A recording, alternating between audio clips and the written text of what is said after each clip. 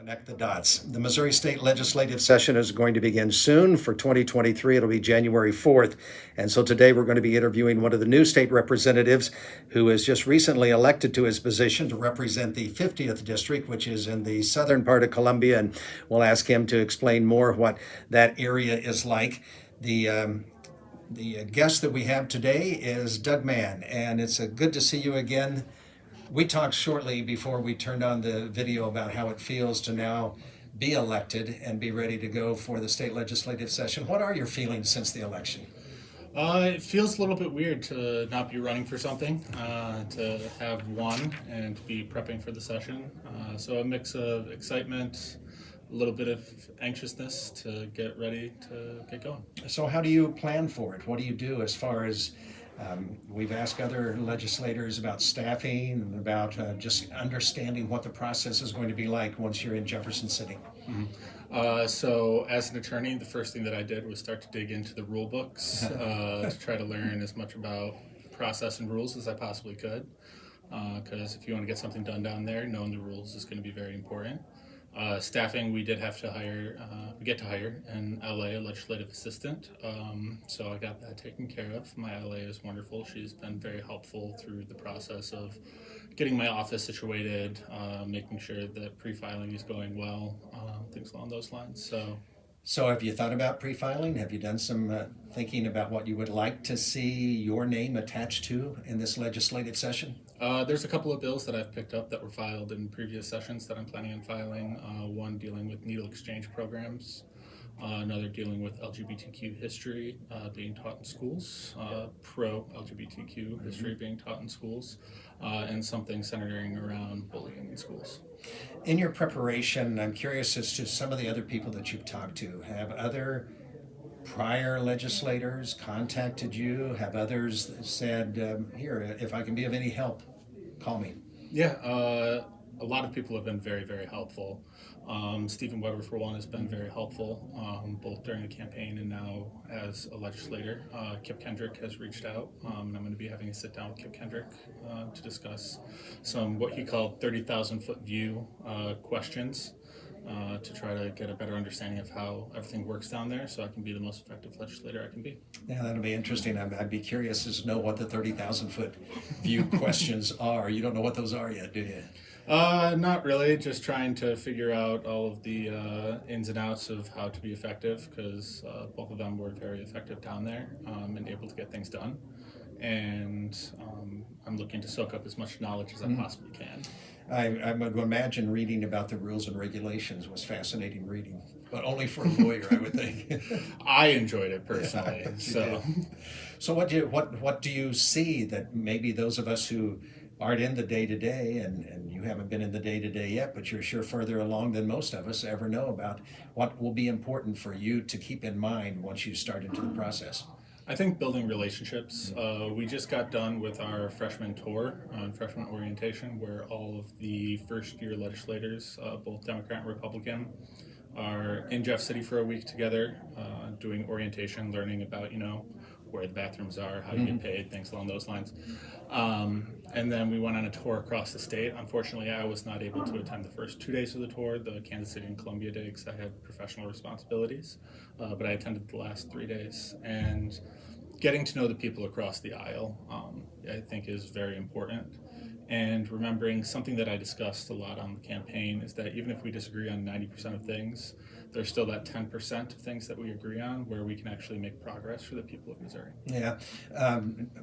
Do you have any other memories that stick out about the part of the tour that you were able to take part in?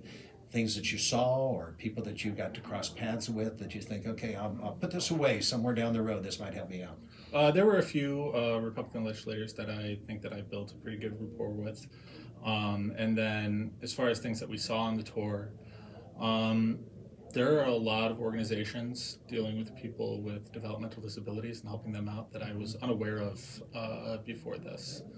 And seeing the work that they're doing was very inspiring to me, and I think that we need to be doing everything we can to be supporting them.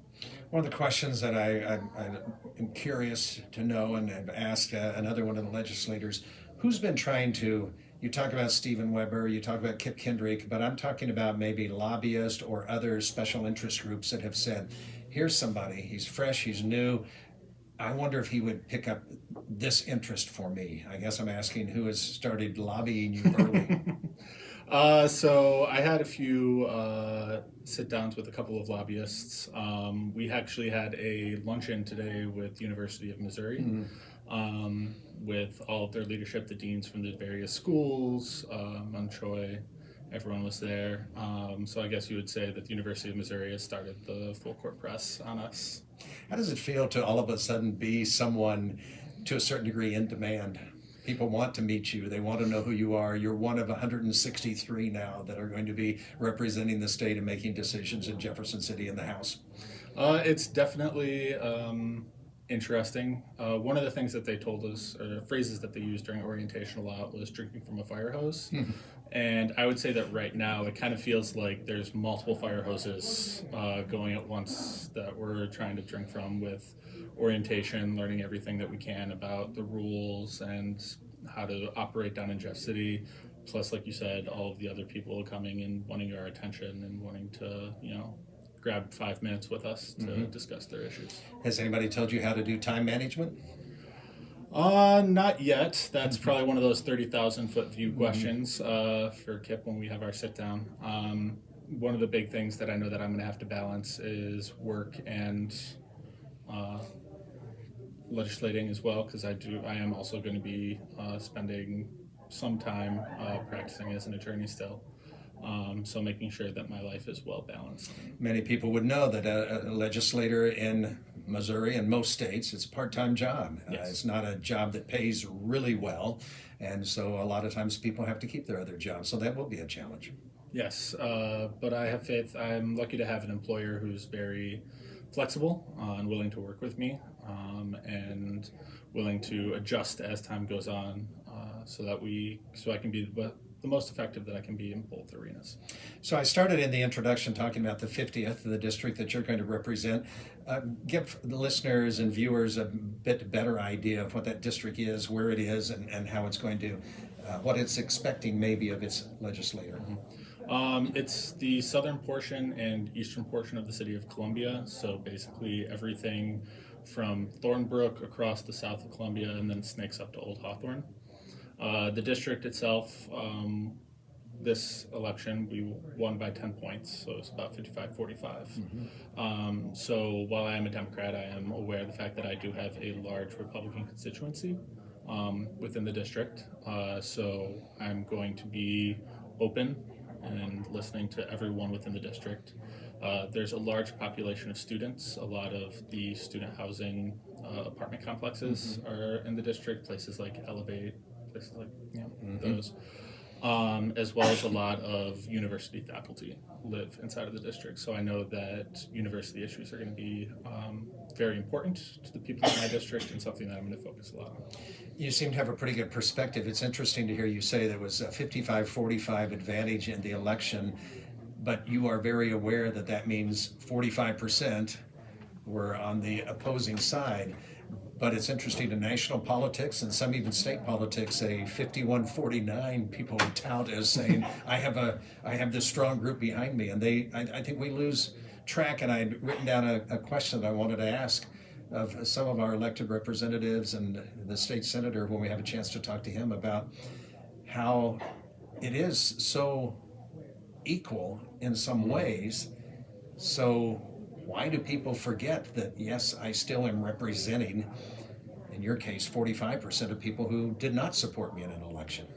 It's kind of hard to understand why that's forgotten by elected representatives. I think that we get caught up, like you said, so much in national politics and the partisanship, and we forget, like you said, that we're there to represent everyone. During orientation, they talked about the fact that there's going to be 3 different types of votes that you're going to take: conscious votes, constituent votes, and party votes. And there will be times where I'll be taking conscience votes, where it's going to be people in the district might disagree with me, but this is an issue that I care deeply about, and my conscience tells me that I have to vote a certain way. And there's going to be times where I'm going to be voting along with what my constituents want. And even if it is 55-45, that doesn't mean that 55% of people agree 100% of the time, 45% of people agree 100% of the time. It's people are unique, their ideas are varied, and it's going to be important for me to listen to everyone within the district to get an idea of what everyone in the district wants. Wow.